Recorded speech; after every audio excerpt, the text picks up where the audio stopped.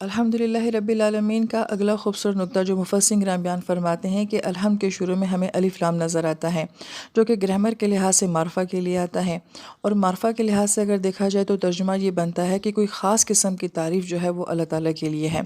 لیکن مفسرین کرام یہ فرماتے ہیں کہ یہاں پہ الف لام جو ہے یہ معرفہ کے لیے نہیں ہے، بلکہ یہ کل کے لیے ہے، یعنی کہ تمام کی تمام تعریفیں جو ہیں وہ صرف اللہ تعالیٰ کے لیے ہیں۔ یعنی کہ ہم یہ نہیں کہہ سکتے جیسے کہ کوئی انسان بہت اچھا کام کرتا ہے تو ہم اس کو کہیں کہ یہ 70% کریڈٹ آپ کو جاتا ہے، باقی 30% جو ہے یہ باقی لوگوں کو جاتا ہے۔ یہ معاملہ اللہ تعالیٰ کی ذات کے ساتھ نہیں ہے کہ ہم جب کسی چیز کی تعریف کر رہے ہوتے ہیں تو دراصل میں وہ 100% تعریف اللہ تعالیٰ کی ذات کی ہی ہوتی ہے۔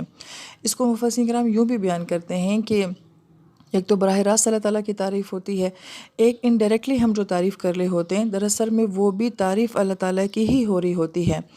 اگر کوئی انسان خوبصورت ہے اور میں اس کو کہتی ہوں کہ آپ بہت خوبصورت ہیں تو گویا کہ یہ اس کی تعریف نہیں ہو رہی بلکہ یہ اللہ تعالیٰ کی تعریف ہو رہی ہے۔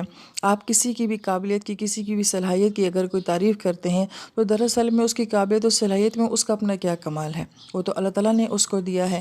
میرے گھر میں اگر ایک خوبصورت بچے کی پیدائش ہوتی ہے تو اس میں ماں باپ کا تو کوئی کمال نہیں ہوتا ہے، وہ کس کی تعریف ہوتی ہے؟ وہ اللہ تعالیٰ کی تعریف ہوتی ہے۔ تو گویا کہ ہم جب کسی کی بھی تعریف کر رہے ہوتے ہیں تو ایکچوئل میں وہ تعریف کس کی طرف جاری ہوتی ہے؟ وہ اللہ تعالیٰ کی ذات کی طرف جاری ہوتی ہے۔ بالکل اسی طریقے سے اگر میری زندگی میں میرا کوئی مسئلہ حل کرتا ہے اور میں اس کا شکریہ ادا کرتی ہوں تو یہ بہت اچھی بات ہے۔ حدیث پاک کا تو مفہوم یہی ہے کہ جو لوگوں کو شکر ادا نہیں کرتا وہ اللہ تعالیٰ کا بھی نہیں کر پاتا، تو بندوں کو شکریہ ادا کرنا چاہیے، مگر اس بندے کے شکر ادا کرنے میں بھی اصل شکر کس کا ادا ہو رہا ہوتا ہے؟ اللہ تعالیٰ کا ہو رہا ہوتا ہے، کیونکہ اللہ تعالیٰ ہی نے اس بندے کو میرے لیے وسیلہ بنایا ہے، اس کے دل میں یہ خیال ڈالا ہے کہ وہ میری مدد کرے۔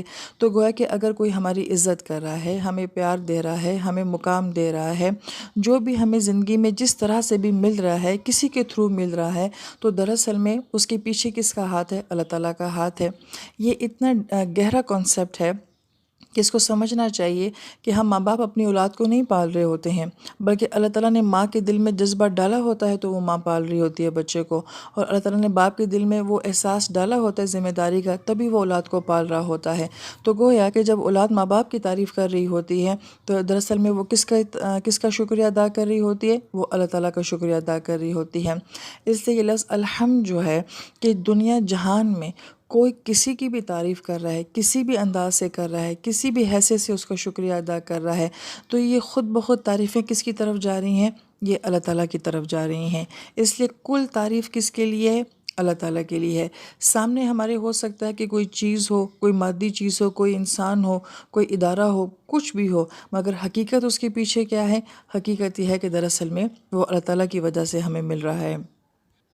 اور پھر اللہ تعالیٰ اپنی کتاب کا آغاز جو ہے وہ الحمدللہ کے ساتھ کر رہے ہیں۔ تو مفسرین کرام یہ فرماتے ہیں کہ اگرچہ نزول کے اعتبار سے اس سے پہلے بھی کچھ صورتوں کا ذکر کیا جاتا ہے، مگر جو قرآن پاک میں ہمیں صورتوں کی ترتیب نظر آ رہی ہے یہ اللہ تعالیٰ کے حکم سے نبی علیہ السلام نے قرآن پاک کی صورتوں کی ترتیب دی ہے۔ تو اللہ تعالیٰ نے سورہ فاتحہ کو سب سے آغاز میں رکھا ہے، اور پھر اس کے آغاز میں اللہ تعالیٰ نے الحمدللہ کا لفظ رکھا ہے، تو گویا کہ یہ کتاب شروع ہی ایک مثبت سوچ کے ساتھ ہو رہی ہے۔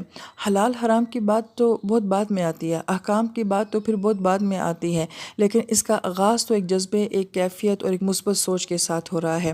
لیکن ہمارا مسئلہ یہ ہے کہ ہم قرآن کے بارے میں صرف یہ جانتے ہیں کہ یہ حلال کو بتائے گا، یہ حرام کو بتائے گا، جائز کو بتائے گا، ناجائز کو بتائے گا۔ ہم اس بارے میں سوچتے نہیں ہیں کہ قرآن میں جذبات کتنے زیادہ ہیں، کیفیات کتنی زیادہ ہیں، قرآن کی خوبصورتی کتنی زیادہ ہے۔ وہ ساری آیات جن کے اندر احکام بیان کیے گئے ہیں یا حلال حرام کو بیان کیا گیا ہے وہ تو چند آیات بنتی ہیں جو کہ ایک صفحے کے لیے بھی کافی ہیں، تو پھر باقی سارے قرآن میں اللہ تعالیٰ نے کیا باتیں کی ہیں؟ تو باقی سارا قرآن جو ہے وہ الحمدللہ جیسی خوبصورتی کے ساتھ بھرا ہوا ہے۔ لہٰذا ہم جب قرآن کو پڑھیں گے تو بے شک ہمیں وہاں پہ احکام بھی ملیں گے، حلال حرام بھی ملے گا، مگر اس سے کہیں زیادہ ہمیں اس کتاب کی، اس کلام کی خوبصورتی جو ہے وہ اس کتاب میں نظر آئے گی۔